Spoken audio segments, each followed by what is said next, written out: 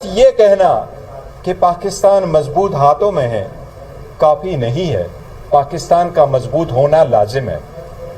انہوں نے کہا جی کہ ہمارے ساتھ بڑی وہ ناانصافی ہو رہی تھی، میں ان کو بتانا چاہتا ہوں ان کے لیے میاں نواز شریف جب اور شہباز شریف اور یہ لوگ جس وقت یہ جیل میں تھے، ان کے کھابے ہوتے تھے، ان کے کھانے ہوتے تھے، بوفے لگتا تھا، 45 لوگ ملتے تھے، ہزاروں لوگ ادھر ملنے کے لیے گئے تھے، وہاں پہ موج میلہ ہوتا تھا۔ یہاں پہ یہ بھی میں کہتا چلوں، انہوں نے این آر او کے بارے میں بات کی ہے تو mister Ahsan Iqbal and mister Hanif Abbasi, آپ لوگ یاد ہونا چاہیے جنرل باجوہ نے آپ کو فیسیلیٹیٹ کیا، آپ کو پاکستان کی جو کے جی بی ہے، میں انٹیلیجنس ایجنسیز کا نام لیتے ہوئے مجھے کوئی ایشو نہیں ہے، پر آپ کے چینل جو ہے اس کو کاٹتے ہیں تو میں کہوں گا کے جی بی، تو کے جی بی نے جو وہ آپ کے جناب والا ریزلٹس جو ہیں اس کو چینج کیا اور کیبنٹ کے سامنے رکھا، اور وہ پلیٹلیٹ کاؤنٹس جو تھے نواز شریف کے وہ لو دکھائے، اس کی بیسس کو اس کو رائے فرار دیا گیا، اس کے بارے میں آپ کا کیا جواب ہے بھائی جان؟ اور اس کے بعد وہ این آر او اور لنڈن پلان کے تحت ہی آپ لوگ ادھر آئے ہو اور فارم 47 کی حکومت آپ کی بنی ہے، ورنہ آپ کا تو صفایا عوام نے کر دیا تھا۔ یہاں پہ میں حنیف عباسی کو یاد کراؤں گا، جناب ایفیڈرین کا کیس نہ بھولیں، یہ دونوں صاحبان جو ہیں یہ بات کر رہے تھے جناب کہ رانا ثنا کے بارے میں اور باقی لوگوں کے بارے میں میں بار میں کہہ چکا ہوں، رانا ثنا انٹیریئر منسٹر رہ چکا ہے، اس کے اوپر جو منشیات کا کیس تھا، جو D G anti narcotics force اس وقت جس نے وہ کیس بنایا تھا،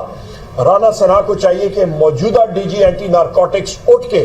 جن کا میجر جنرل کر رہے ہیں، وہ اٹھ کے رانا ثنا سے یا معافی مانگے اور کہیں کہ اینٹی نارکوٹکس فورس نے وہ فیبریکیٹڈ اور جھوٹا کیس بنایا تھا، اور اس وقت کے ڈی جی اینٹی نارکوٹکس کو پھر اس کے خلاف کیس کرنا چاہیے اور اس کی ٹیم کو بھی سامنے لانا چاہیے اور اس کے خلاف لیگل پروسیڈنگز کرنی چاہیے۔ کیوں نہیں کر رہے ہیں؟ لہٰذا یہ چیز سامنے آنی چاہیے۔ اس کے بارے میں ابھی آخر میں یہی کہوں گا کہ حکومت کے ساتھ کوئی بات کرنے کی نہیں ہے، پاکستان میں آگ لگی ہوئی ہے، یہ جا کے کوئٹہ میں آپ کی ایپیکس کمیٹی کی میٹنگ کرتے ہیں، کوئٹہ کے ریڈ زون میں جا کے آپ کریں، چمن پہ آپ کریں، پشین میں آپ جا کے کریں، لورا لائی میں، ان جگہوں میں کریں، لوگوں سے حال پوچھیں وہاں پہ۔ انفورس ڈسپیئرڈ پرسنز کا جو غم اور غصہ بلوچستان میں اور پورے پاکستان میں پایا جاتا ہے آپ سوچ نہیں سکتے ہیں۔ یہاں پہ یہ بھی آخری بات میں کروں گا، پھر اسد کیسر صاحب اور بیرسٹر صاحب بات کریں گے کہ آپ کا سندھ میں بدین میں فہمیدہ مرزا صاحبہ کے خلاف، وہاں پہ آپ کے جی ڈی اے کے خلاف پیپلز پارٹی جو کر رہی ہے اس کو بھی ہم لوگ کنڈیم کرتے ہیں، ان کو انہوں نے بالکل دیوار کے ساتھ لگایا ہوا ہے۔ اور آج جو سیلاب کے حوالے سے جو مطلب آپ کا این ڈی اے میں ہے یا ایرا ہے، ان کو سامنے آنا چاہیے اور ہمیں بتانا چاہیے کہ کیا کچھ کر رہے ہیں سیلاب زدگان کے لیے۔ بہت شکریہ جی۔ بیرسٹر صاحب یا بیرسٹر صاحب اوور ٹو یو۔ بسم اللہ الرحمن الرحیم۔ باقی ساری باتیں عمر صاحب نے کی ہیں، میں اتنا ہی عرض کروں گا کہ پاکستان تحریک انصاف جب سے آئی ہے ہم نے پبلک پالیٹکس کی ہے، نہ پاورنگ شیئرنگ کی ہے، نہ اپنے سختیاں ان کے سامنے رکھی ہیں کہ ان کا ازالہ کیا جائے۔ خان صاحب کے سل کا اگر کسی کو سب سے پہلے مرتبہ پتہ چلا تو وہ بھی سپریم کورٹ نے، حکومت نے خود ڈاکومنٹس فائل کیے، ورنہ خان صاحب نے کبھی اپنے سل کے بارے میں نہیں بتایا تاکہ اٹینشن نہ ڈائیورٹ ہو۔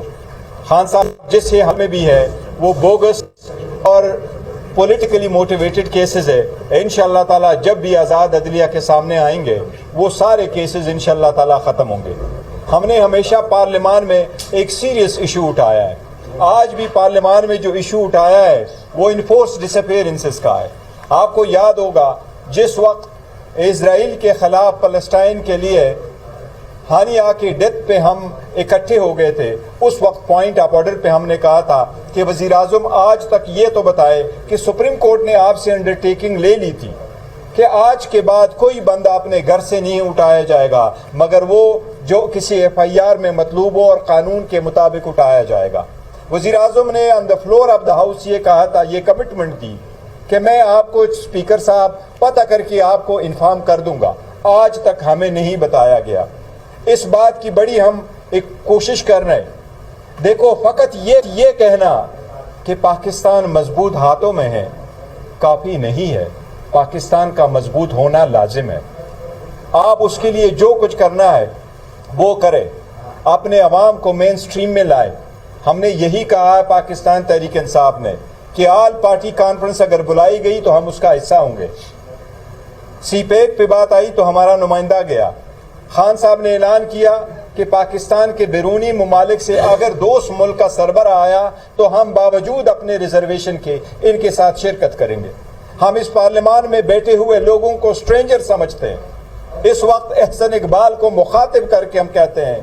آپ کو ہم نے اتنا کہا تھا کہ اس پارلیمان میں کھڑے ہو کے اپنا ہاتھ اٹھا کے کہیں کہ آپ جیتے ہوئے ہیں. ان کو ان کے بچے, ان کے ڈرائیور بھی نہیں مانتے کہ یہ جیتے ہوئے ہیں. حنیف عباسی صاحب کے پاس اس وقت 7,000 کا ووٹ نہیں ہے.